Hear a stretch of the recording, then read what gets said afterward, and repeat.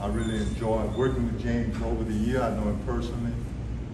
I'm proud of his grandfather for doing this because I'm very proud of Rogers Park. It's like home. Ask my wife, it's like home. to you, I'll give excuse my for giving this to you.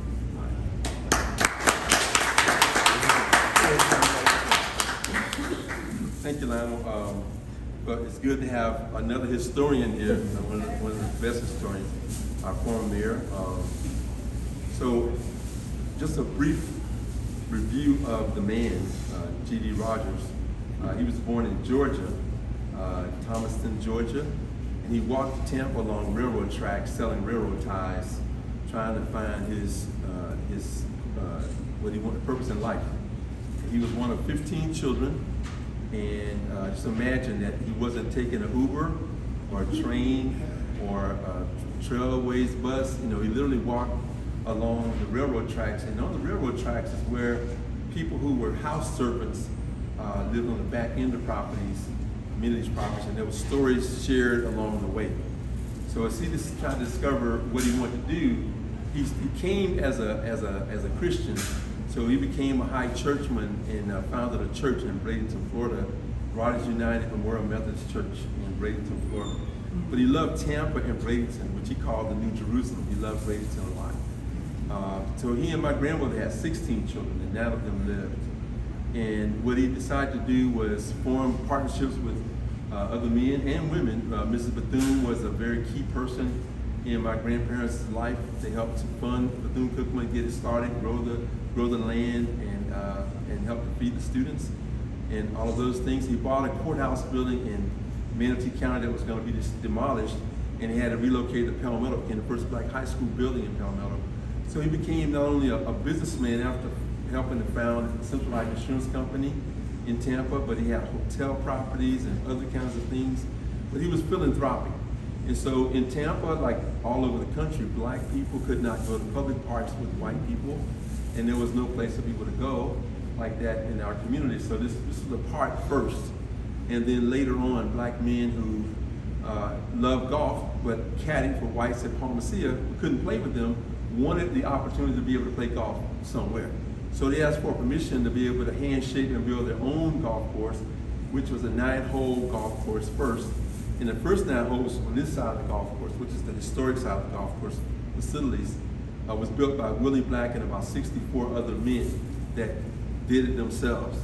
And then later on, in sharing this information, how information was shared around the country, black men and women who love to play golf would travel the country and find these sort of exclusive courses that only black people could play on, and they would go and play on those courses.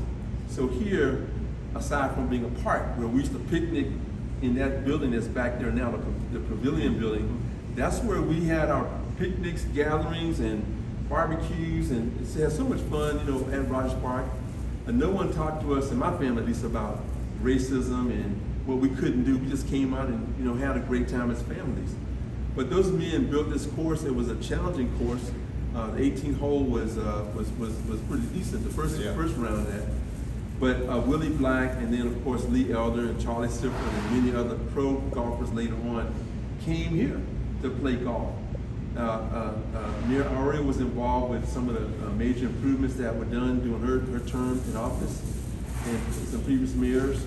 So I come on behalf of my family to say how much we appreciate what Lionel has done to put a compilation of information that he had to gather from a lot of folks that came before him that still love to play golf here.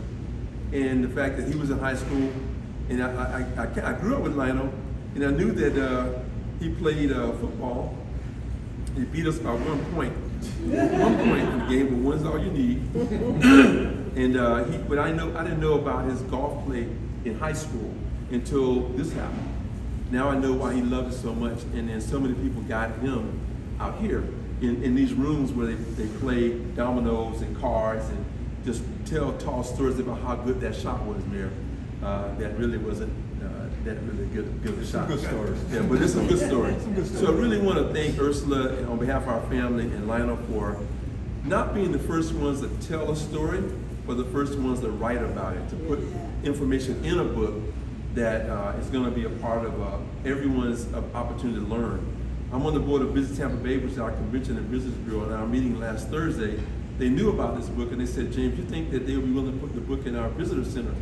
I said, well, I don't know. I'll ask Lionel and Ursula about that. What do you think, Lionel? I think we can work that out. All right. So anyway, thank you, Good Lionel, answer. for everything, and Ursula, thank you for everything. On behalf of our family, we really appreciate the fact that you're educating other people about what happened on this facility. The book is not about my family. It had to be in there because it's about how the land became what we know it to be today. The story he wrote is Rogers Park, 18 Holes of History.